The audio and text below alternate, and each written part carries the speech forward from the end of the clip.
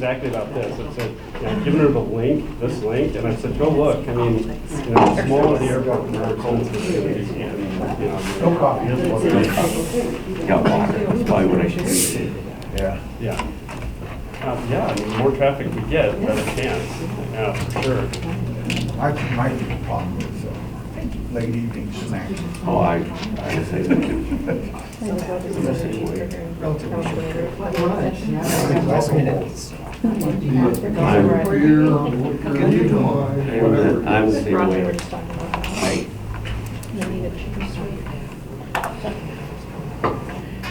Good idea.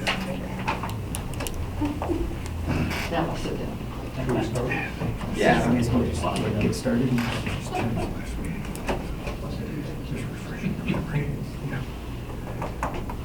Cool. All right, we'll go ahead and get started. Jordan gets here when he gets here, I guess, but we can get started anyways. Welcome to the Great Falls International Airport Authority Board meeting for November 28th, 2003. The mission of the Great Falls International Airport Authority is to optimize transportation services and development in our region. The vision of the Great Falls International Airport Authority is to maximize the airport's benefit to the region. Welcome to our guests. Please remember this board appreciates participation from the public, so if you have comments throughout the board meeting or work session, please feel free to speak up, state your name and address, and we would love to hear what you have to say. We'll start with the roll call. Commissioner Eretz. Here. Commissioner Gibbs. Not present. Commissioner Hoven. Yes. Commissioner Husted, to be determined. Commissioner Lalonde is present. Commissioner Thompson. Here. And Commissioner Timbo. Here. All right, with a quorum of the board present, I call the meeting to order. Let's start with the Pledge of Allegiance. I pledge allegiance to the flag of the United States of America and to the republic for which it stands, one nation, under God, indivisible, with liberty and justice for all.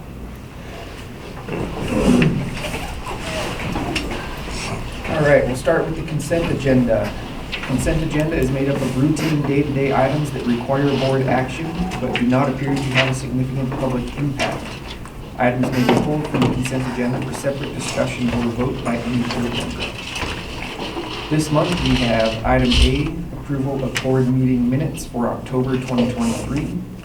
Item B, payroll checks for October totaling $125,160.19. Item C, maintenance and operations checks number 27836 to 27900 totaling $1,129,123.94. Item D, approve passenger facility charge totaling $66,356.11 for October. And item E, financial reports for October 23. Does any board member have any items they would pull for further discussion? All right, can I get a motion to approve the consent agenda? Got a motion, any further discussion? And a second? Got a motion and a second. All in favor of the consent agenda say aye. Aye. Aye. And nay. The ayes have it. On to the director's report. Yes, happy November, everybody. Lots to talk about today. Just briefly on the financials. Oh. Let the record show Commissioner Houston is here. Just briefly on the financials on page 7 or page 6, you can see as we've been reporting, the passenger-related revenues are well above budget for the year. We probably were a little conservative on the passenger volume projected. But then in addition to that, the summer is our busiest time of year. So starting the year with July, August, September, we tend to be a little ahead of plan. Good news is revenue is doing quite well. The most of the passenger-related revenues there, concession areas, you can see we're up 153% over budget. We expect that to continue probably through Christmas and then slow down as we get into the quieter time of year. Over on page 7, we've got a few expense categories, primarily in equipment and supplies that are well ahead of year in terms of spending. That's pretty normal seasonally. We buy all of our paint in the summer months and get our painting done.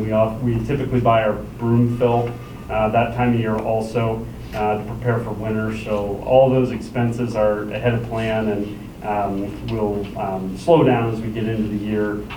Oftentimes we don't have to make a second order for broom fill. One's enough. So we expect to catch up on those, but overall the financials year to date look strong. The last 2 months we've had record passenger volume in October and November. September and October.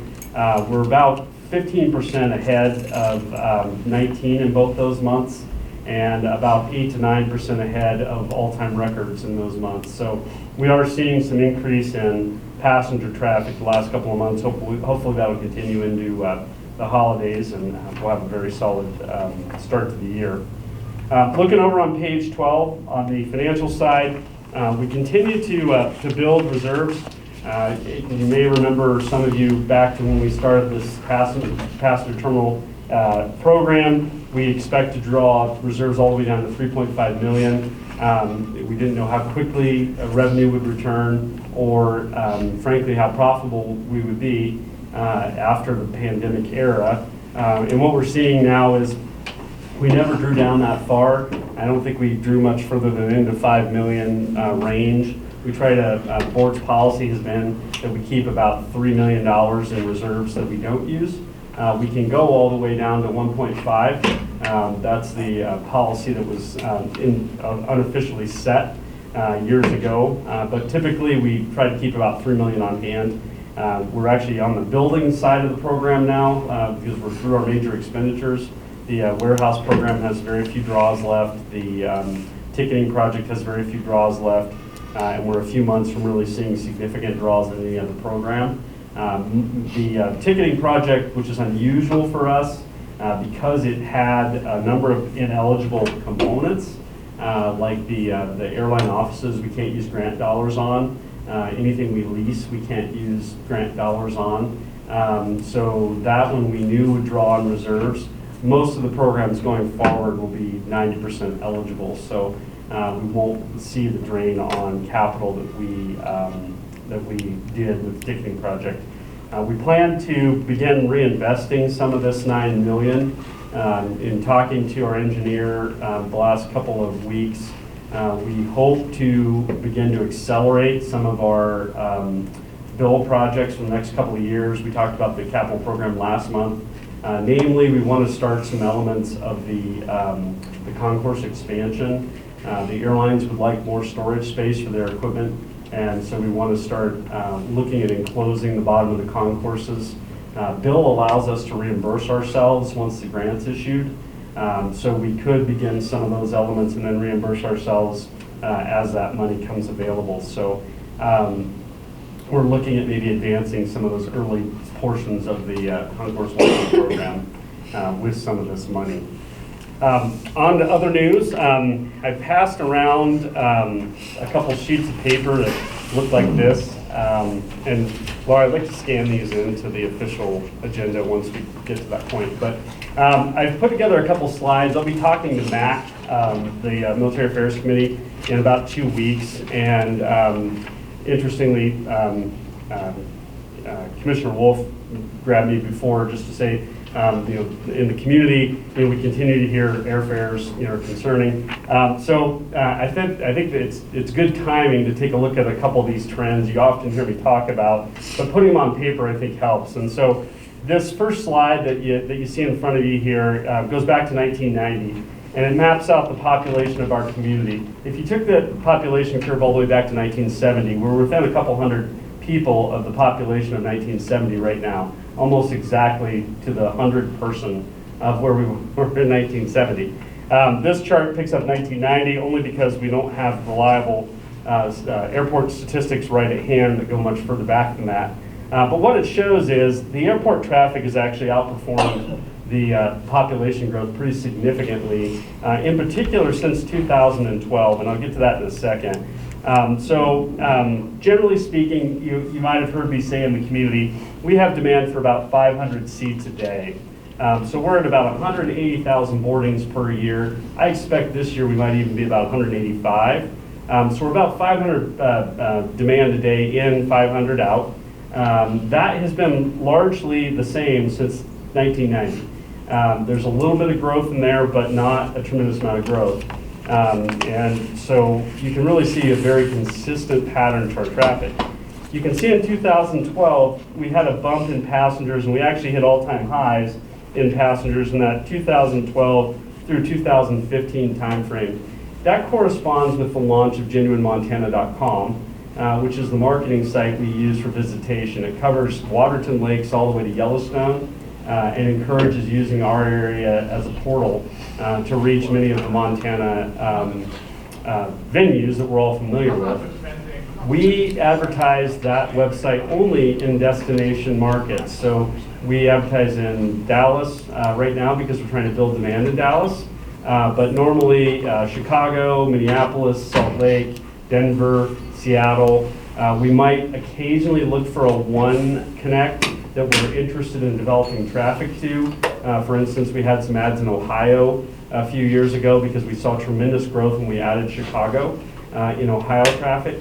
And that is a market that we think is ripe for travel into Great Falls. And we were seeing a lot of growth in those Ohio markets, like 30–40% year-over-year growth in those markets through that Chicago flight.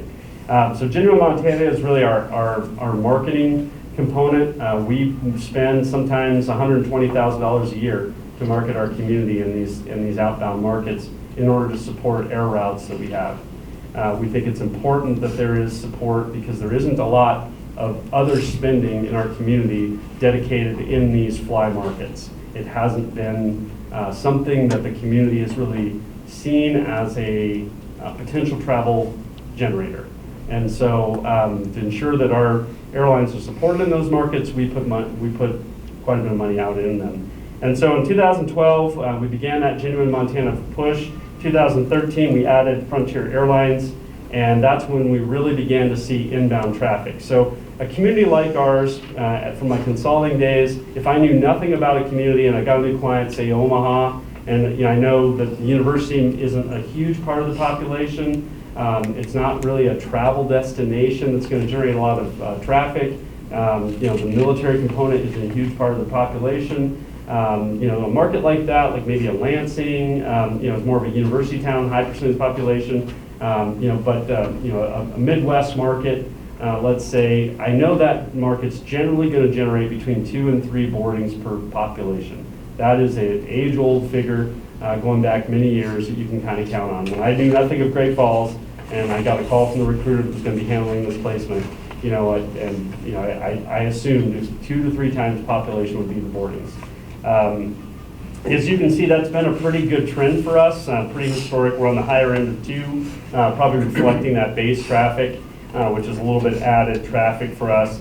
As we get into 12 and through 15, and we launch Genuine Montana, the jump up to 3 is indicative of success in building visitation.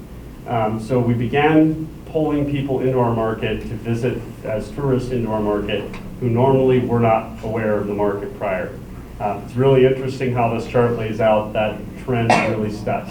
And you can see we held that up until pandemic, and then things got crazy as they did everywhere. Next page. A lot of times what we hear in our market is that airfares have gotten unreasonable. The truth of the matter is airfares have gotten about the same as they've always been. They're going back to 1990. There hasn't been much change year over year. If you look at 2019, which was kind of our last normal year, and compare that to 1993, it's almost exactly the same.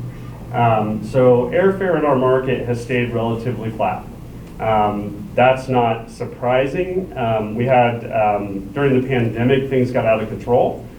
We've all talked about that in the past. We lost Minneapolis. Demand turned on a dime that first holiday season after Minneapolis left, and all of a sudden we were in a severe seat shortage. So prices went to the moon. If we look at this data going forward, year over year, I suspect when we get 2023 data for a full year, that average will be right back, probably below 2019. We're seeing very competitive fares right now. I think we'll be right back in the mix there. When you look at the fares in Great Falls in comparison to other staples, median home price 100 gallons of gas just to get it within the same scale, so we're talking hundreds of dollars. And milk, 100 gallons of milk to get it again in the same scale of purchase. You can see that Great Falls airfares have not remotely held up to the price increases in any of those other goods. All of those other goods have out-inflated their airfare. So when you hear in the community, oh, airfares have gotten ridiculous, they haven't.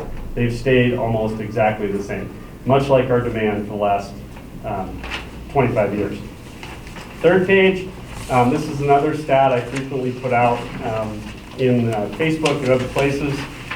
Size matters, when it comes to airports. It's the predeterminant. And the reason for that is there's a couple reasons. The first thing is once you get to be about a 250,000 per year boarding airport, you move into narrow gauge airplanes. The narrow gauge airplanes adds what? Anyone? Cost. No, it's actually cheaper. What's the one thing a narrow gauge has that a regional jet doesn't? In fact, they got about 60 of them. First class seats, Middle seats. middle seats. It adds middle seats. Middle seats are the most highly discounted seat on the airplane. Middle back of plane, cheapest seat on the plane. And so once you get those middle seats, you get a huge influx of cheap seats.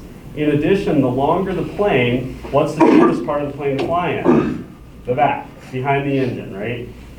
From engine to bathroom is the cheapest part of the plane. So now that the plane's longer, you've got more in the back of the plane. So you are going to, by definition, have more cheap seats just by becoming a 250,000 person a year airport, where you finally grow over the regional jet size, where you begin to introduce regional jets. We're actually seeing that in our market now. I would say the primary determinant of our cheaper airfares with us this year is United's Airbus. And that just went away a couple weeks ago. So they kept it in all the way into November this year. Really positive. And so that's one of the biggest reasons that you begin to see cheaper airfares. Beyond that, as you continue to grow beyond 250, you begin to add in additional routes. All of a sudden, Salt Lake, Denver, Seattle is saturated, Minneapolis saturated. This is how all the Montana airports have grown. Adding a fourth flight does not add much utility, right? Because the three that you have is a pretty good schedule. You've increased the narrow body, you got enough seats. A fifth or sixth flight would almost be fruitless, right? So you begin adding new routes. You add a new city, possibly you even add a new airline. And then the compounding impact of all those things begins to build. Now you've got competition on routes that you didn't have competition on. One of those stories, and many of you may have heard me tell it, when we added United in a few years back, flying to Chicago, we saw a ricochet effect in the Carolinas, because now you have a lot of people searching for an airfare that would say, I don't want more than 2 connections. Well, if you live in the Carolinas with our normal schedule and you only will allow two connections, Delta is your only opportunity, because otherwise United will route you Chicago, Denver, here. And so if you say, I don't want to take that flight and I only want that one connection, you're going to be bound to Minneapolis or potentially Salt Lake if that airport happens to have Salt Lake. So what we saw was in Charleston and Raleigh, we saw a decrease in fare into the 30% range. So the fares came down about 30%. We saw 60% increase in traffic, because now all of a sudden that elasticity we have in our market began to really take shape, and we saw a massive rebound in demand based on that fare going down. And that's just because United now became a competitor for the summer with Delta's fare in a part of the country that they're very strong in. And so, those are the kinds of things you begin to see in that kind of ricochet effect of adding a new route. And so when you look at our traffic right now, these are average ticket prices purchased second quarter of 2023 is the latest data available. This is 1 year of data ending second quarter of 2023. FAA data lags by about 6 months. So this was just published. So when you look at that, we had the second lowest airfare on average in the state, well behind Bozeman. Bozeman is the 97th largest airport in the country in that particular year of data. We were 197th. So 100 slots between us and them, they're going to have a cheaper airfare. So there they are, cheapest in the state. What is surprising is that we actually hold up well against the other airports, which are larger than us, in terms of average airfare. And so us at number 2, and then the other airports there, which frankly are almost exactly in the order in which they are sized now.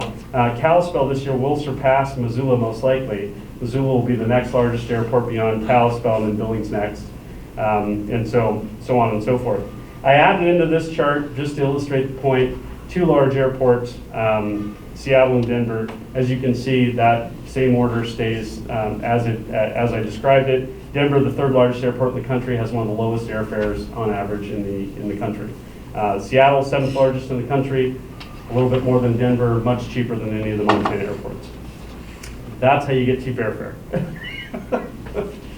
And so putting this information out there, it really illustrates the need for the efforts that we have underway to expand air service. You may have read in the weekly report that last week we were notified by DOT that our grant has been amended to allow us to have California and Dallas flights. We can get either one. That gives us a healthy pool, well over $1 million of incentives that we've put already out to a couple of airlines, letting them know what we have in place. We have a package somewhere in the neighborhood of $1.5 million to draw new service to our community. You know, this is how hard it is. $1.5 million, and we may not see a flight from it. It's a healthy offer. It's in the market. It's just a matter of whether or not our opportunity outweighs other communities where they can put that pilot and put that plane. We have, even just today, been corresponding with one ultra low-cost carrier who has interest in us. It would be, I think, the right carrier for our market. Pretty exciting opportunity, and trying to get a call scheduled with them next week. We received some scheduling ideas from them, which tells me they're actually putting some pencil to paper and thinking this through. What I don't know for certain is if it's still a 2024 possibility or if it's beyond that. You know, we could have really benefited from having that amendment sooner, but we asked for it on July 25th, and it's taken this long to get it. So we got that grant last August, and we did amend it within a year. So you know, I feel like we've done what we could do to move that forward, and hopefully we'll be getting some good news sometime in the next few months regarding that. And so we have I think a couple real exciting prospects there. This does likely mean if we were to land this carrier that we would have to put Dallas on hold until we can raise another $2 million. And since we would be using our SCASD dollars for this, that means that $2 million would have to come from the local community. Or 2 to 3 years after the SCASD is exhausted that we have outstanding, we can apply for a new SCASD. That's the current rules. A lot of moving parts there, but I feel like we're making some progress. I think the timing is impeccable. We notified our potential airline that we've had 2 months of record traffic. We are well more than recovered from 19, where many airports are not. We told them we're finishing in the next week new ticket counters with their name on them. We've got an office, a very small office, which is what they would want. And we've got a brand new baggage system that we'll probably be smacking the champagne on here in a week. You know, and so those are real exciting things for us, selling points for us going forward, and we're hopeful we can pull that together. But I did want to give the board some of these statistics. I think some of these we'll be sharing on Facebook just to kind of, you know, throw some fresh meat out there. I know the public loves to throw rocks, and so got to, from time to time, give them something to throw rocks at. So. I think it is important people really focus on this, and you all have heard me say it 1,000 times. You know, that bottom line on that first page tells the entire story, right? It's why we don't have Costco, Winco, you know, Sportsman's Warehouse, Southwest, all those things. It's all one retail basket, and without the population growth, you're not going to get more in the basket. You know, so that is the challenge going forward. So on this marketing piece, you said 120 grand? About 120 grand in our bigger years per year. And is there a way, so is there a way to connect, you know, who actually, you know, found us through that marketing campaign, or who? No, there are, it's fairly expensive if you buy the stuff that you advertise through the credit card. There are some products that you can buy that can say, okay, you know, we'll use these advertising outlets. It limits where you can advertise to use those, and we can see that a related purchase was made. That stuff is newer and fairly expensive. Generally, we go with a broader campaign almost entirely online, and we can get click-through data. I mean, we do routinely get click-through data. And then we have the Google Analytics off of Genuine Montana. And so generally speaking, Genuine Montana will hit anywhere from 45,000 in a year where we don't spend much, up to 80,000 in terms of clicks on the site, where people are visiting and looking through material. And it's interesting what they look through really mirrors what we see when in the intercept surveys that we do and that tourism does on why people come to our community. They're in there looking at trail guides, they're looking at wildlife watching. Those are the two main things, and that's exactly, when you intercept survey someone that is here as a tourist, that's what they say they did. They went hiking and they watched wildlife. So I mean, we definitely are moving. The data shows we're moving the needle. I mean, it's just a matter of how do you measure how much you're moving it and how much you're spending on it. So is, and there's no one out, I mean, if there were more dollars put towards that, I mean, I'm sure there's a diminishing return at some point. Yes. But are there calls to action when you're doing these larger meetings to say, here's an example of putting funds towards a broad advertising pool for this specific reason? I mean, is there calls to action on that in that sense? Not locally. I think everybody has their own marketing plan and feels they think they move the needle different ways. And I mean, if you look at the motivations, like for instance, tourism, I think part of their mindset is that they're full in summer. So they're really looking for ways to expand the season into winter. The problem is, there's not enough traffic in winter for us to have another flight. January and February are the dregs, right? It's going to take many years for us to attract enough traffic that time of year to keep flight volumes up. So, we are interested in summer traffic and more summer traffic. Our motivation is, I don't care if we overflow the hotels, I want them to use us as a portal. And one of the things I always say in the community is, listen, think this through for a second. Would you rather have 5 families for one night, or would you rather have, one family for 5 nights? I can tell you who will spend the most money: 5 families for one night, because they're going to buy the bear spray one time, the trekking poles that they've been hoping to find, water shoes, sunscreen for the kids. They buy that stuff one time. And even in the rental car world, you max out the number of fees you pay on the tax in all of the markets after so many days. So, all of the things that benefit the community that happen one time, you want as many of the one-nighters as you can get. So the motivations are slightly different, so there isn't really a come together around that.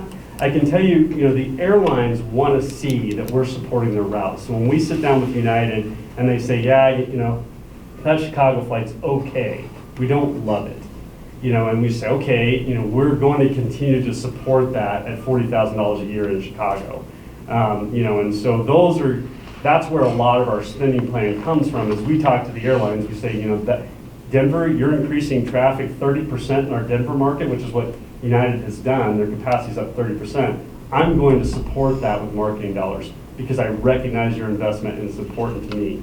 And so that's kind of how we determine where that marketing plan goes. Minneapolis came back last year.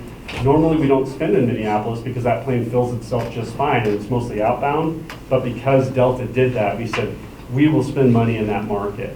In advance of Chicago, we were spending money in Chicago and we were able to come to them with data and say, here's our click-through rate. It's very high for Chicago. They are interested in us. Same with Dallas. We're spending money in advance in Dallas so that we can see, is there interest for Great Falls, and then exhibit that to the airline when we meet with them. Where does all this data come from? It's a collection of data. So the population data is straight off the internet. I just Googled historic population in Great Falls. I think that actually there's like a Wikipedia page that has population data for every city. And so I pulled it off of there. These activity stats are right out of our stats that go back to 1990. We have a sheet we fill out every month that counts the number of boardings. And then that's just division up above it.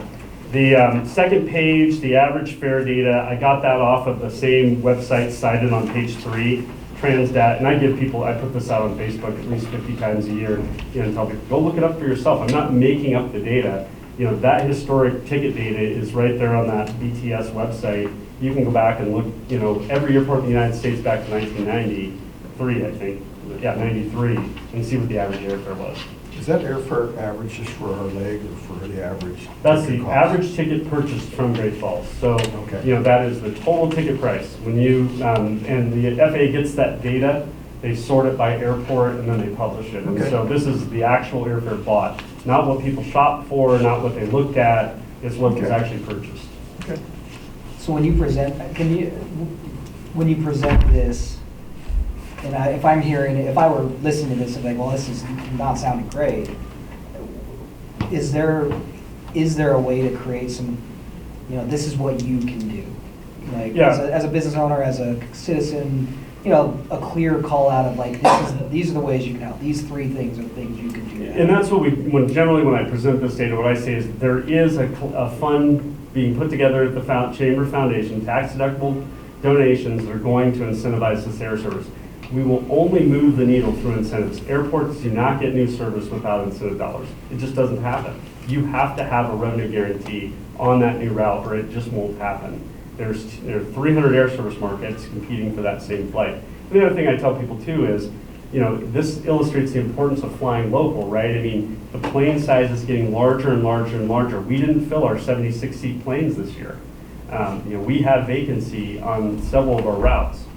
That will get pruned back. The airlines will look for every opportunity to prune that to fit our market perfectly and then raise the airfare. That's how it works. But if we can continue to fill those planes and we can get to that narrow gauge, now we'll be on the other side of that slope and we'll begin to create uncertainty in the market, which drives airfares down. And so I mean, that is the call to action. Is number 1, flying local is super important for those reasons. I mean, the same reason, we want to support our mall, we want to support those services in our market that we have, and then number 2, that Chamber Foundation fund is there to help us in the future get these air service opportunities. I mean, we would have 0 conversations open right now if we weren't sitting on $1 million. I would be curious to see comparative incentive data. All these. So like us, no one talks about that. I mean, what you can do, when there's a new announcement out there, and I've published them many times for the board, American Airlines was the last time there was really numbers that were published because they were SCASDs at all the airports. And so I believe Kalispell was 1.6 million just for the American service. I believe Missoula was 1.2 million for the American service, and I think Billings was right in between the two at 1.4. And I might have those each backwards, but it illustrates the point. They all had $1 million something for American, but we don't go out and put out our specific numbers. No one else does either. In Bozeman, most of that fundraising is done directly by the Big Sky Club, and none of it ever goes public. They will not allow a hotel to sell their own lift tickets unless they're providing funds into that Air Service Initiative Fund. And they do all the meetings now. The airport doesn't go to those meetings. It's actually Big Sky that hires the Air Service consultants and goes out and makes those presentations. John, do you have data on outgoing flights and what their final destinations are, so that Yeah. because reading some of this, you brought up multiple times and trying to get that LA flight, but yet it says the LA flight wasn't good last time. Mm-hmm. And I question that myself. I'll avoid LA at all possible costs. I mean, I'll go to Seattle instead or whatever, but Yeah. I mean, I guess that's my question too, is if you're not presenting, if you're identifying to folks that live here, this is why we're going after this route, or does it make sense, this airline and this route, because this is the final destination LA of where Great Falls people fly. Yeah, LA is the largest market that does not have direct service from Great Falls. So we have about 20 passengers a day in each direction, 20 inbound, 20 outbound. That's a mix of visitors and Great Falls people that are actually served through the airport. That's the 4th largest. It's the only markets that are ahead of that is Las Vegas is number 1 from our airport. Phoenix is 2nd, and that's because of the low cost effect, right? They used to probably be 8 or 10. They're now number 1 and 2 because the amount of Allegiant traffic we push through. Then Denver and Seattle flip back and forth for the highest beyond that. They're usually both right around 30 to 35 every year, very consistently. And LA is almost always number 4. It's right at 20. Beyond the 20 we actually serve, if you get the credit card data, which allows us to look at the purchases of who made the purchase and then where were they from. So we can actually look at, you know, somebody that buys the route and then flies out of Bozeman. You know, we lose about another 5. So there's another 5 passengers every single day that are going to LA from our area. They have a Great Falls address, but they're flying out of an alternative airport. And when I say Great Falls address, doesn't mean 594, you know, or, yeah, it doesn't necessarily mean that. It means our air service area, which picks up Lincoln, Browning, and Lewistown, which are markets we contend with others on. You know, so some of our leakage is we overlap areas with other airports. But there's about another 5 in there for demand. So we have about 25 up to 28 a day. And that varies based on seasonality. But it's by far the largest. Just to give you a comparison, Dallas, last time I looked at it, I think it's about 11. So it's twice the size of the Dallas market. And if you think about, you know, let's say we get LA and it's 2 or 3 times a week, so you get to multiply that 20 in many cases by 3 or 4 because you've got, you know, that demand will wait for the direct flight, right? I mean, because it's going to be so much cheaper. So you can kind of count on mounting up that demand for a couple days and then saying, you know, okay, if we had 2 flights a week, you know, now we've got, say it's 100 PDU, what we call PDU, people daily each way. That demand might be closer to 100 because most of those people will say, well, I want that $69 fare to LA. I'm going to wait until Thursday instead of flying out on Tuesday. Thank you. So this, our problem of, again, this kind of gloomy projection of what could happen, if that plays out, I'm assuming we're not the only airport in the nation that would have this problem. Yeah, it's got to be over 100. The last data I saw published was over 80 airports have lost permanently one route since pandemic. There's only 280 serviced airports in the United States. Many airports have lost all service. There's a good chart I sometimes put in my presentations. No one's updated it recently, but there's dozens of airports that have permanently lost air service. Butte's one. They have ESA, but that's a federal program for airports that have lost air service. You know, Waterton is one of the most shocking recent ones. That's the capital of South Dakota. Pierre and Waterton both lost air service. Olympia lost it a long time ago. Moses Lake, it's been 20 years. Toledo lost all their air service. Much bigger town than us. They got some back, different airline. Santa Rosa, you know, which is like 1.2 million people, lost all their air service. They got a different airline to come back in 2 years later. You know, that was prior to pandemic.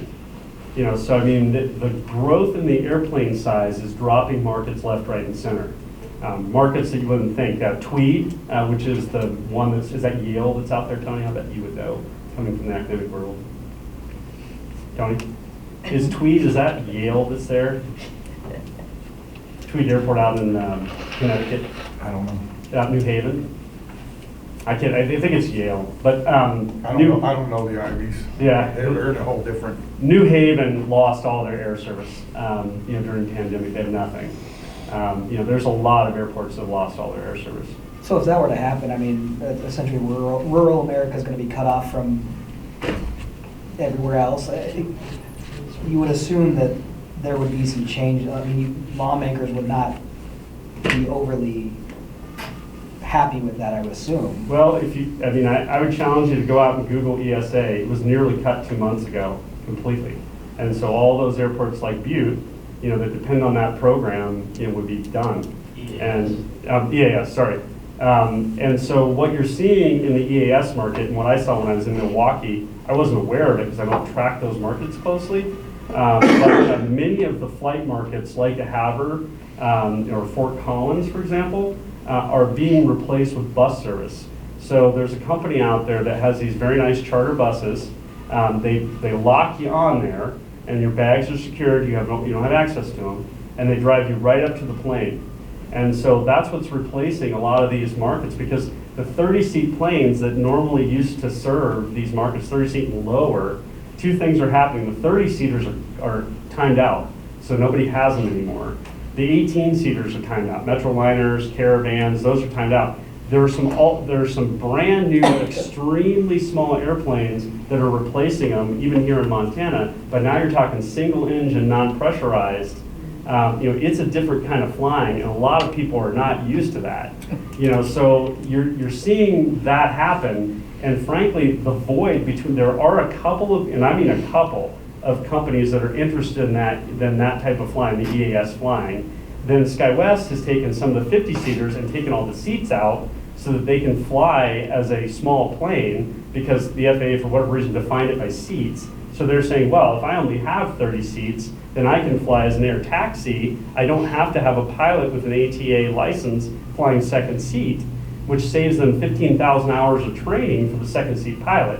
So you've got some kind of crazy one-offs where people are trying to meet demand that's out there, but the void after those 50-seaters hit their heavy maintenance cycle is clear up to 100 seats, because the 76-seaters aren't enough of them, and now the pilots are so expensive. It costs, Alaska just said it a couple days ago, it costs them about the same to fly a 76-seat plane now as it does to fly a 130, 150-seat plane. And so the interest, even our discussions with American, they said, probably you're never going to be an RJ market now. You're going to have to fill a mainline plane. So that bogey went from, hey, we've got to find 76 people a day or 90 people a day on a 90-seater to we have to find 150 people a day to make that flight possible. That void is going to be hard to fill because the government program that exists leaches money, everyone hates it, and there's nothing in between that and commercial activity. So I think probably it is a lot of markets go from having air service to driving 3 hours to air service. That is the likely scenario. Think private plane.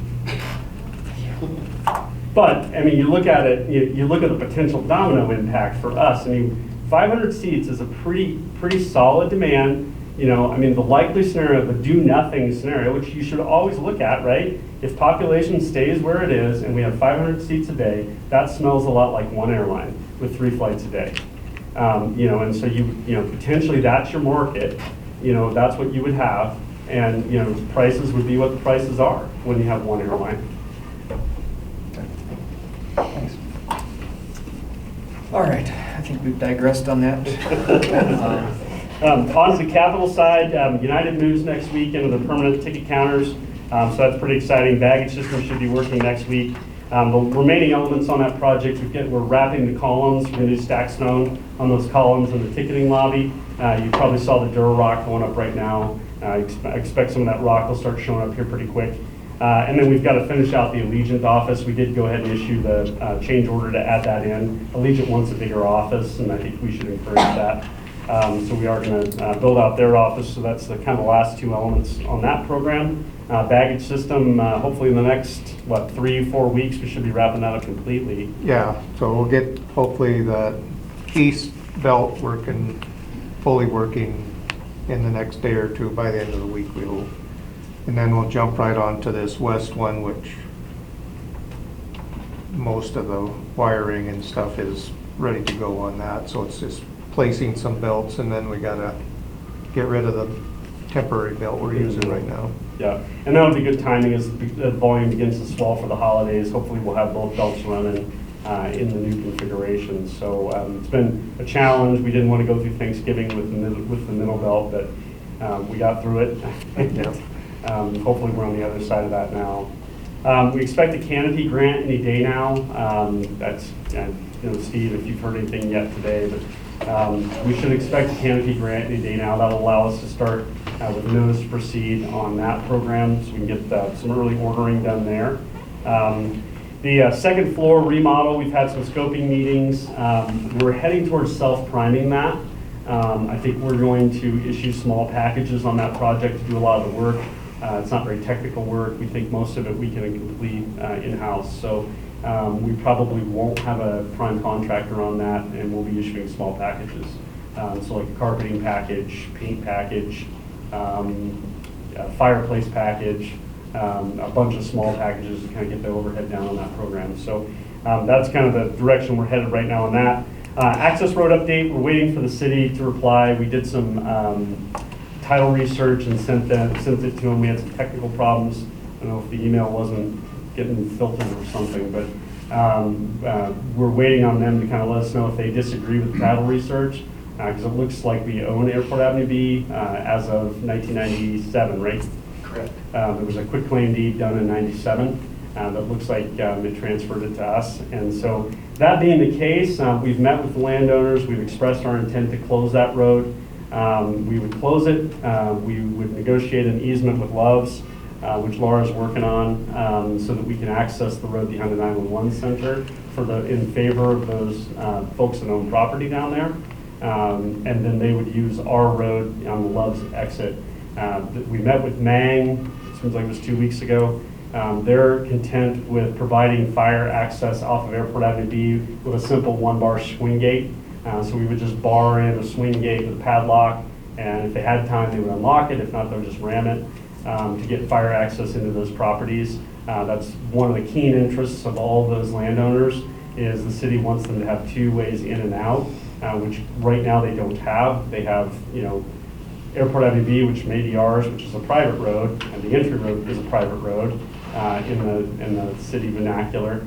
And then they have no other way in there, and other than, if they went through the Love's development, which technically they have no right to do. So once we get that cleaned up, our hope would be to close Airport Avenue B and proceed with the access road. Time is very much running out. We need to start design on that access road in the very near future in order to get the grant dollars spent this year. So we've told FAA we may have to do a switcheroo here and advance a different project. We have the fog seal on Avenue B, or on Taxiway A, that we could do. We have a couple other projects we could escalate quickly in order to get that April 15th bid in hand, which we may have to do if we can't make progress on that access road. So far, things look good. Wait to see what the city says. We'll go back to the landowners one more time, see if anyone has a real heartburn over what we're proposing. We've got to get the easement negotiated with Love's, and then we can move forward with building the Airport Avenue B. It's about $600,000 worth of pavement that we'll make eligible by moving the road further up. That's a one-time $600,000. I'd remind you that there's maintenance on that road all the time, so that all that future annuity of maintenance would become eligible relative to that piece of the road. And so we want to get that eligible if we can. The concourse widening, I think I mentioned it briefly, but since this is bill dollars and we can reimburse ourselves, we may escalate elements of the concourse widening up sooner. We'd like to get the concourse enclosed on both sides. On the bottom, probably some type of masonry solution. When you look, if you stand in the rental car lot, you can see the airfield. We want to mason that underneath to cut that wind and begin to create some enclosures for additional airline equipment in there, because they would like more indoor storage area, which they pay us for, and so I'm willing to provide it if they'll pay for it. But we eventually want to get that area enclosed anyway, so we're moving in that direction. We may do it a little sooner than waiting for that program, which is supposed to be the year after this summer. And lastly, signs. You got an update, Rod? We saw some pictures. And we saw pictures. So I haven't heard, they were supposed to ship the end of last week. I imagine they'll ship this week, though. It looked like they're getting pretty close. Hopefully the weather will hold out long enough we can get those up. So yeah, we have some internal inside signs, but I'm anxious to see the outside ones go up too. Yeah. So there's another company out of Helena that's going to install them. They've been out here to look at the site, and the electricians are doing what they can to get as much as they can do ahead of the sign guys. So everything should fall in place once we get the signs here. So it's just been a struggle. Long road. That's all I got. All right, we'll move on to item number 1. It's already been discussed a little bit, Airport Avenue B closure. Yeah, as I said before, we've had some early discussions with the landowners over there. To the extent that we can, we'd like to proceed with that roadway closure. We wanted to bring it back to the board for an initial reading, so that if anyone in the public is interested in objecting to that process, that they can do that. Now, finding out that the road potentially is ours, I think changes the discussion a little bit. So we wanted to put it on a public agenda, just so any landowners or anyone that wanted to object to it could. So the plan is to come up with the easement and then bring that back to the board for approval? Yes, we'll have to get an easement from Love's in order to provide access, because right now that's their road behind the 911 center. We worked with them at the time of that lease to acquire that. We told them we'd like them to pave that. I think they did that kind of at our behest, knowing that this was our plan. So we didn't, I thought when the whole development of Love's, the easement was part of that contractual arrangement. No, not an easement on that back road. We own the entry road, and we worked with the city to get that entry road kind of in place to be everyone's access, into that area, between Love's and 911. But we never negotiated getting the easement on the back. They went out and bought that right away on their own. And so in those discussions, we said we would like to get an easement on that, and we would like to pave, you to pave that, which they did. So they're aware of the plan, but they acquired that on their own. So if they say no, does that shoot the whole blend? Probably not. I mean, I think we could probably show a public need and necessity for it. But I don't imagine they're going to say no. I don't think they really have a need for it. They got that because the parcel widened after that. The right-of-way went from very narrow, which is like 15 feet. We own on the other side of it. And then it widened out to a much wider right-of-way. They wanted the widened right-of-way because part of their building is actually on it. So they wanted, the road was almost incidental. They wanted the wider part of the parcel. I think there are retention ponds on it as well. No, I'm sure it does, yeah, because that went all the way. I don't think we have any old drawings. Yeah. Yeah, you can kind of see, it kind of went all the way down to here, and it was much wider in that section. And so they acquired all of that from the, it actually was tied up into the estate. They had been in disagreement since the father passed away. And so there weren't any taxes paid on it for a long time. And so as part of that sale to Love's, the Swanson estate was settled. And so the whole thing kind of came together at once to kind of undo that problem over there with Love's buying interest in it. What's the timeline on all of this? Well, we'd like to get this kind of sorted out yet this year so we could start on that design right away and get the access road. It is in our plan. We can get a grant for it in '24, which has already started in the federal calendar. We'd like to get this figured out in the next few weeks. And so far, it seems as though everybody's in agreement. We haven't heard from the city yet as to if they want to argue about the ownership. I don't know if they want to or not. It's kind of an interesting deal because the city has no interest in it today. There is no city land back there. But in anticipation that they would annex the property around there, they'll need some type of public street. So our plan would be, okay, at the point at which you're ready to annex, we would give you that easement, and then it would become a city street. And then we could even potentially give them the Love's Road to be a city street. So that there is access. We'll never be able to give them the access road.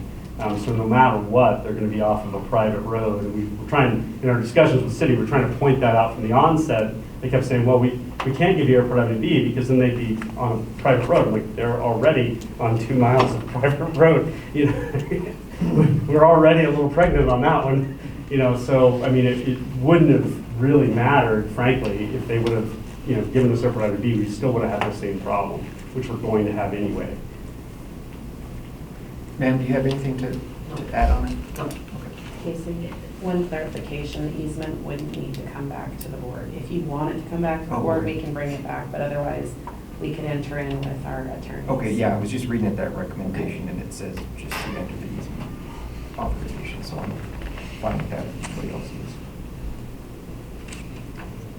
All right, any other questions, comments, concerns on that?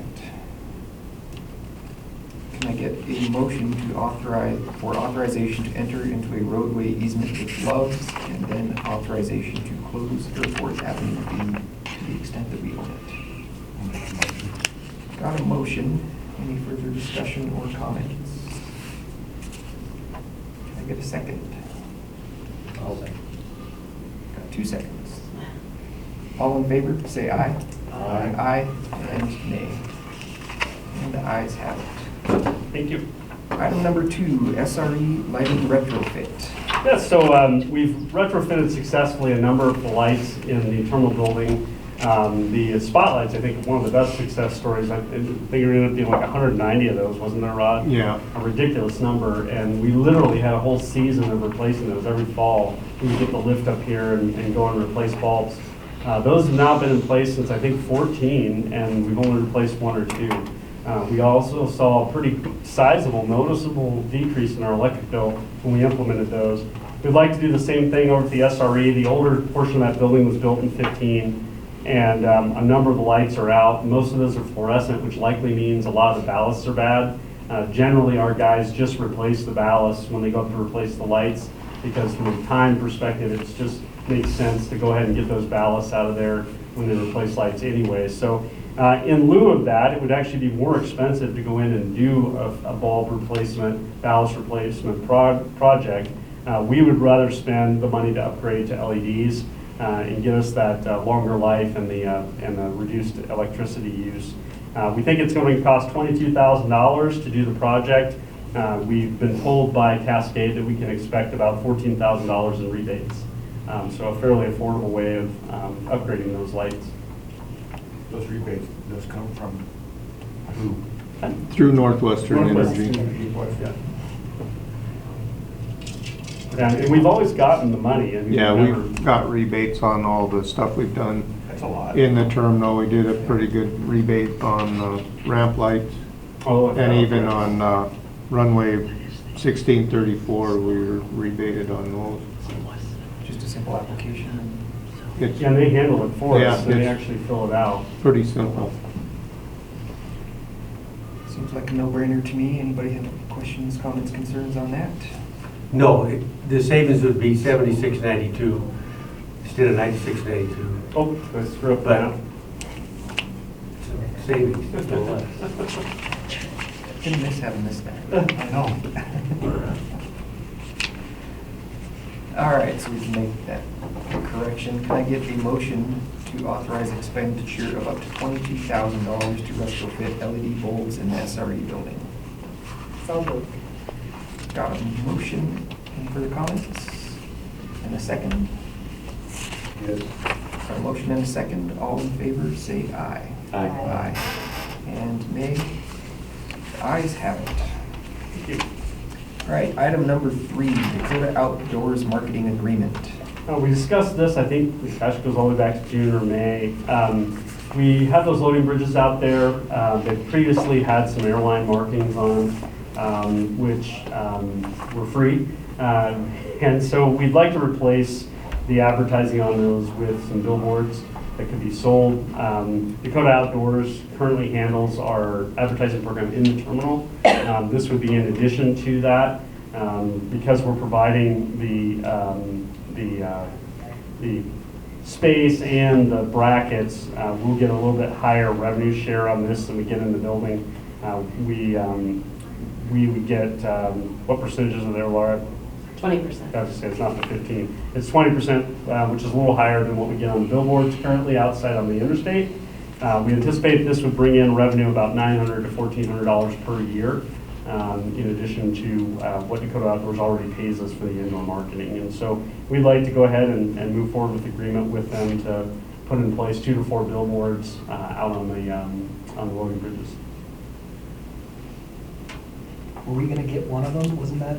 Yeah, I think, to the extent that Dakota Outdoors doesn't want the 4 right away, or if we decide to put one on the 5th, we're going to keep one for our messaging in addition to what they put up. Because I think it'd be helpful for us to have, something we could put in there from time to time, announcing, parking sale or even the condos, the warehouse condos, that kind of thing. It's not a lot of money. No. That is per board, Yeah. per year as well. So four No, boards. not a ton of money, but it's moving in the right direction. In addition, I mean, this helps us kind of avoid the pressure of the airlines wanting to paint those. Because that was the early request was, well, can we put our insignia on there? Can we hang a board on there? And I'm always reluctant to do that because all of those gates potentially common use where we might assign a second airline. In addition, when Minneapolis went away, Delta handed back that gate. Now we've got branding on, which we did paint over on a gate they're not even using. And so, I would rather do this than, paint airline names on gates so that we're getting some revenue in. Is there a time frame on this, or is it just 1 year at a time, or? What Yeah, term are I you? mean, we haven't done an agreement with them yet, but we generally go year to year. Questions, comments, or concerns? All right, can I have a motion for authorization to enter into an agreement with Dakota Outdoors to construct 2 to 4 billboards for advertisement on the jet bridges? I'll make a motion. Got a motion. Any additional comments? Can I get a second? I'll second. Got a second. All in favor, say aye. Aye. Aye and nay. The ayes have it. All right. Item number 4, approved auditor contract. So we received one response to our RFP for a new audit company. In talking to the other airports in the state, that not many responses are getting received. I know one airport is using an out-of-state company. Folks proposed for us are also doing Helena, but they're out of Bozeman. And so we received the one bid, which allowed us to negotiate the bid. We had a good call with them a couple weeks ago and expressed our concern that their initial bid was fairly high relative to what we've been paying. You can see on page 5 of that proposal. Initially, it was going to be $65,000 the first year and then escalate from there.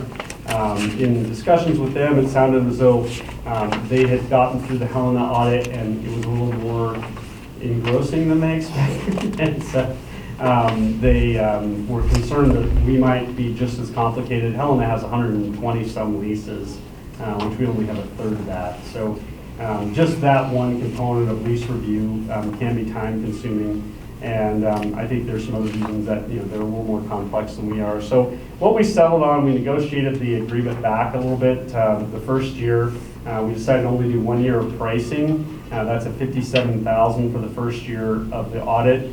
And then we'll re-look at it at the end of the year. Hopefully, we can find some efficiencies for them so that that cost might go down rather than going up.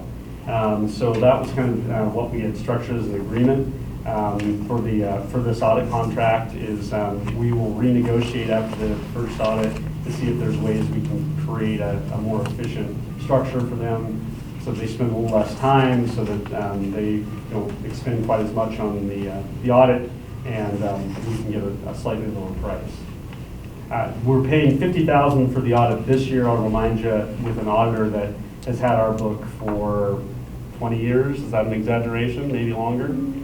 Through several mergers, different names, but they've had it for quite a while. And so this auditor will have to come in and set up, obviously, new forms, new entries, all those things in the first year. So it is probably a more complex project for them the first year, and then hopefully after that we can negotiate some savings going forward. So they just track hourly, I'm assuming, and how many hours it takes, relatively straightforward. Yeah, hours and expenses, they'll have to travel, and of course we'll pay for their time while traveling, and expenses to travel up here because they are coming 3 hours north. So. Have you spoken with Helena yet about their experience? Yeah, Helena did second that it was a more complex audit than what they initially thought. So I did talk to Jeff, and he didn't have much else to say other than, I think he thought they were a little surprised with the amount of work, which is consistent with what they had told us, so. Well, they all look like they just got out of college, so they take them a little bit longer to figure it out, right, Todd? They look pretty young in their pictures. Yeah, maybe. Are you familiar with Advanced Flow? They talked about their software program in there. I'm not, I don't know, Shailene, have you worked with that? There won't be any issues with the, No, Well, I are wouldn't think we? anymore. QuickBooks just probably dumps right into those. Yeah. Yeah. I mean, we did talk to them some, we still need to acquire a capital project module about what they use, and they wouldn't recommend it. So they said we should look elsewhere Yeah. for a capital project module. So we'll, we still need to solve that, hopefully in this upcoming year, finding a module that we can convert our Excel files over to something that's a little more solid. so to play devil's advocate, what are our other options? I think the only other option would be a rebid. We have enough time, that's one of the reasons we want to run this early. We have enough time that we could try to get an advertisement out and get a selection done, kind of hopefully by March. I really can't expect people to interview or put together a proposal over the next 3 weeks. So you're really looking at kind of January, February interview, and then have somebody in place the first part of March. We have the time to do it. The one thing I would say is I don't know that we would get many more proposals. Certainly, I would expect they would not rebid. I don't see how you rebid after you've put in one bid, Todd. Maybe you've been wrong. Well, they may increase the fee and rebid, that's what Well, I. that could happen also. I mean, you negotiated it down, and I called John when I got our board packet, and we talked for about 45 minutes on things. There's a local firm that I used to be a partner with that didn't propose. They called, had a bunch of questions apparently, but it was the billings office, and there's, long story, but if the RFP would have gone to the Great Falls office, you would have got a proposal. Regardless, which seems weird, but obviously they wouldn't have the out-of-pocket. I have no idea what they would bid. I would guess it would be, possibly less just because they don't have the out-of-pocket travel expenses. But it's not going to be a heck of a lot less from the standpoint of having a local firm compared to a firm that's to come from Bozeman. There's some efficiencies there for the staff and everybody being able to say, hey, can you come up, in a half hour? Sure, compared to something else. But with Zoom and all the other things, I'm sure they'll be. And again, I had the same questions when we got one, which surprised me because how you said you talked to 4 or 5? I answered emails for 2 out of state, one in Georgia, one in Pennsylvania. I spoke to Whiffley in Billings, who he stated would use the Great Falls office for auditing, so I was unaware of that. I spoke to Douglas Wilson and JCCS, and they said they'd give it to shareholders to do a bid if they wanted, and that's what I got. So I think it's likely we would get one proposal if we rebid. I mean, that's my guess. If I had to say, we'd probably get one. And, Missoula's using an out-of-state auditor. I think they're getting serviced out of Denver. Helena uses these guys. Kalispell has 1 more year left with their current group, so they'll be in the market next year.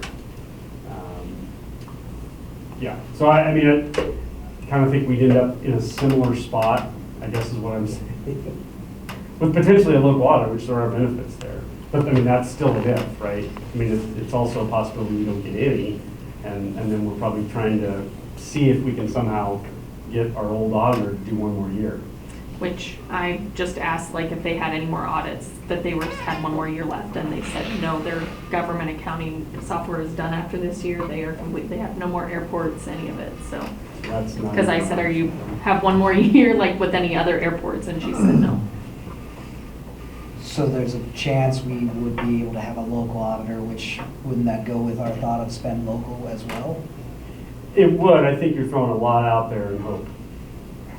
I just know from my experience with the Realtor Association, we had to have an audit, a review at least every year and an audit every 3 years. And this last year, it was, the firm that we use said, we're not doing audits anymore. And I know, yes, they were local, and for various reasons of their liability and meeting their certifications and whatever. And I'm just in favor of not wasting any more time. I mean, they're huge, they're a serious thing for us. And I know personally the difficulty in trying to get an auditor and going through that whole process of doing an RFP and deciphering it. If you can do it for at least a year and then look at the cost, I think that's. And the other thing I would say too, it's not great form if we know we're likely to get one proposal in a rebid, to go back and rebid. Yeah. You know, because we got one, we're gonna get another one. You know, I mean, if we thought we could tap a market where we thought we had 2 or 3 people that would come back in, that's a competitive field. But, you know, not knowing that or having any indication that that's the case, I think, you know, we're basically just telling these guys no and rebidding in favor of someone else. Does the one-year structure, does that, I mean, put us at risk of them not signing up again? It does, you know, but I still think that, their intent is not that. I mean, I felt, and Shailene, jump in here, I felt like they heard what we were saying. This is way more than we've ever paid. We think you think it's harder than it's gonna be, and so let's revisit at the end of this year and see where we're at. And he even said, look, I'm not trying to gouge you. If it's cheaper, then we'll be cheaper. You know, and you know, so I mean, I think that's, you know, I felt like there was good faith negotiations on their end. And it was me that suggested, let's hold off on these other 2 years because I don't want the automatic escalation before you've had a chance to even see what we have. You know, let's redo this again. And it does leave us the option of, we can't negotiate a deal. Let's just move forward with another RFP and see what we get from that. You know, so I think it gives us a little more control. It's also not terrific to switch auditors every year. I mean, I don't think anybody wants that either. You know, it would be great if we could have at least 3 years before we have to switch again. You know, but I'm just not comfortable with seeing that escalation on top of what is already, what, 7/5, 5/7? Did I do that backwards? Whatever that is. And I heavily questioned what the other airports are paying and why ours was so high considering the fact that there we are have airports leases. paying more. than we There are. are some, but Well, I think they know too that there's not a lot of firms doing these type of audits, so, you know, it's kind of a win-win for both. What I hear from everybody is they just can't get junior staff. And so because they can't get junior staff, it's forcing them on a higher hourly rate, you know, for the audits. And so that's what everybody is kind of saying is, you know, and I mean, one new accounting graduate I know is, you know, isn't interested at all in an audit firm because, you know, that's, you know, a lot of hours.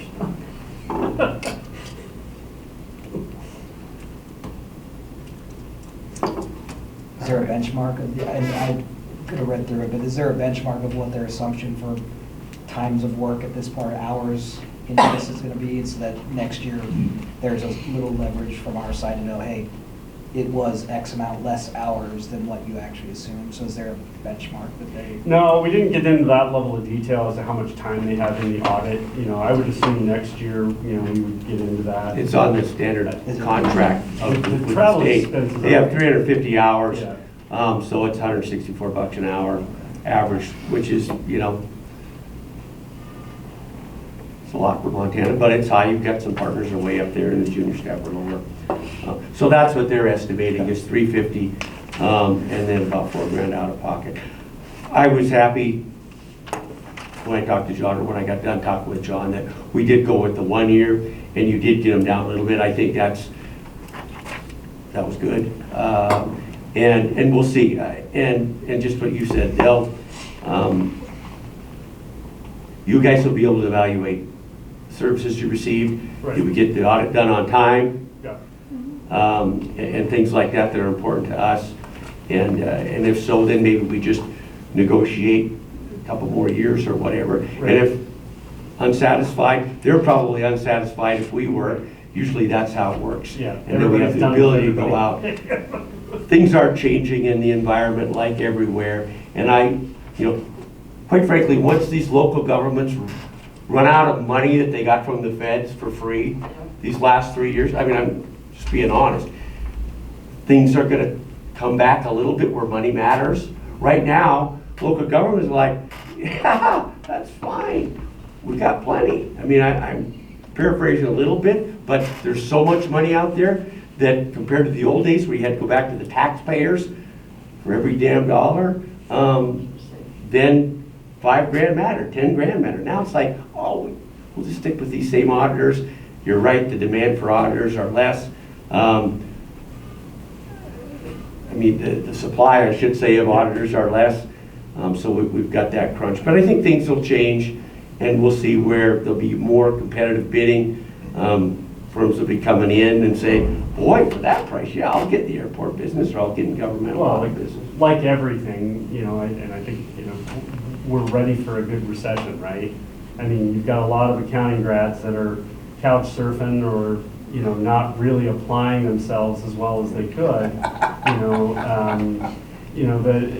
so, I mean, when it tightens up some, that's gonna force some of those folks into these accounting roles that used to be really desirable jobs. When I graduated accounting school, that was a desirable job, but, it is plenty of hours for, a new grad, and so, as things tighten again, that will, I think, as Todd says, from several angles, draw that in some.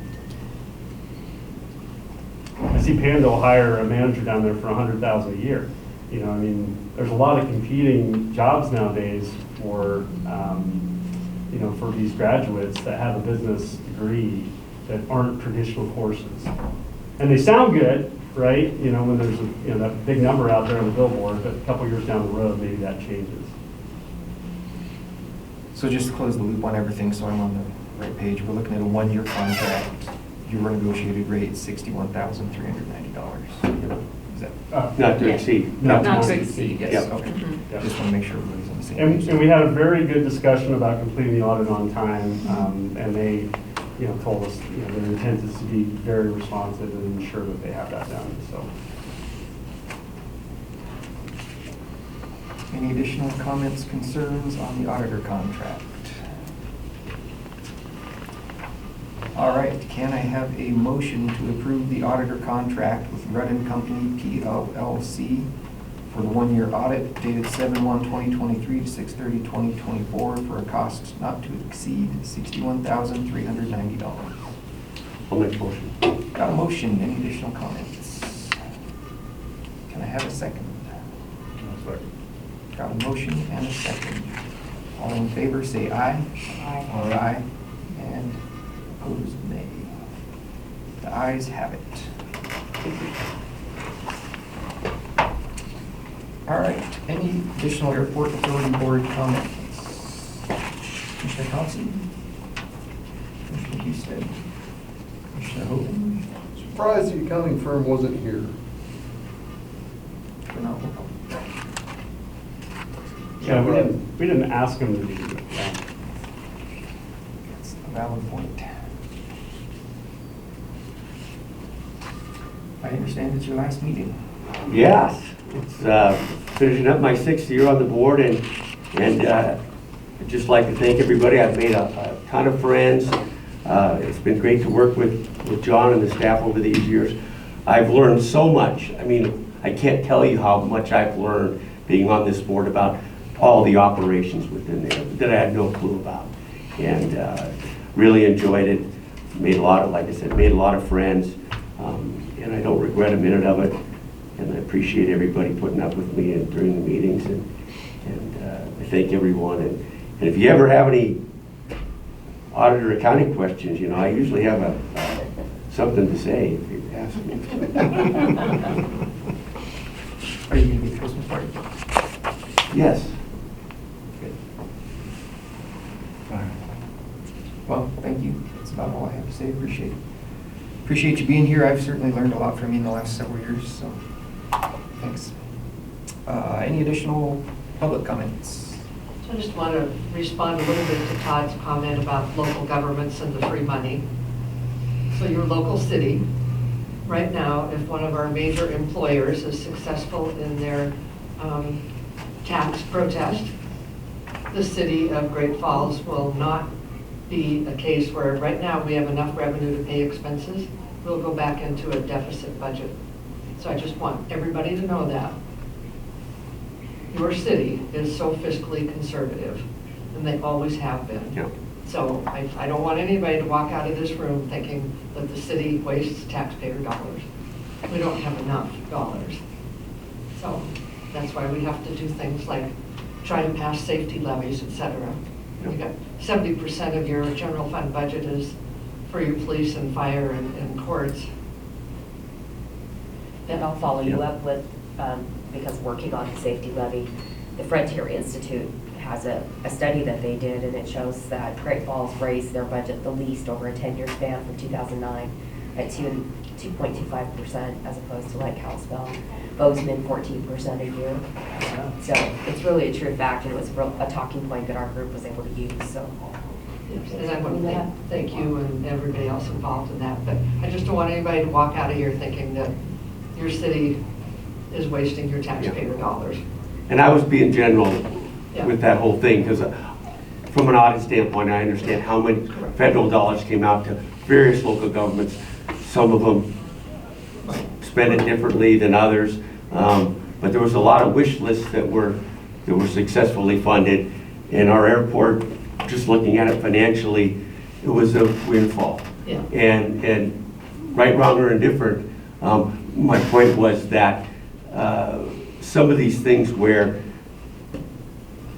anyway, we'll just leave it at that. Well, I mean, and I don't want to discount what you're saying at all, Todd. I appreciate your comments. And with the federal dollars that came in, we haven't spent all those yet, because again, we're being very, very careful on whatever you spend it on. You don't want to put it on personnel, because those costs continue to go up.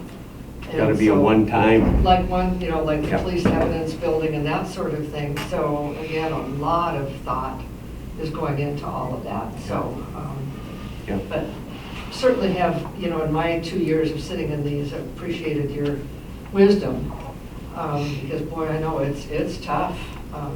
CPA firms are starting to take longtime clients and say, we're not going to do your taxes anymore. Yeah, it's not good. Yeah. Thank you. Yep. Anybody else?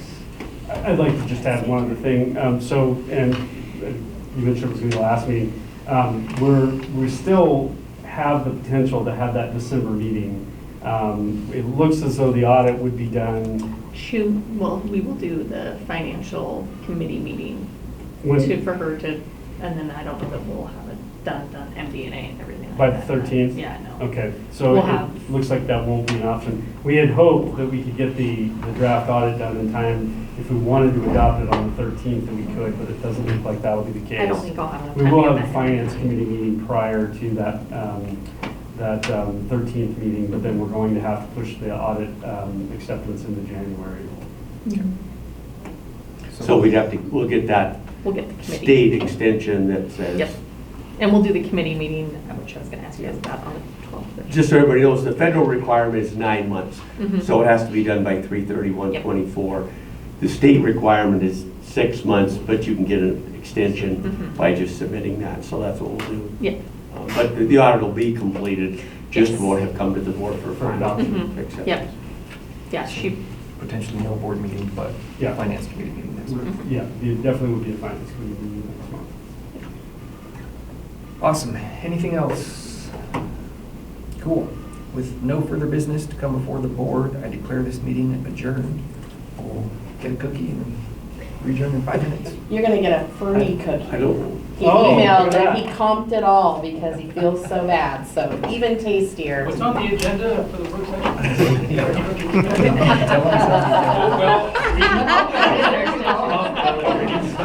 The late board member, the rule is breaks the crumble cookie.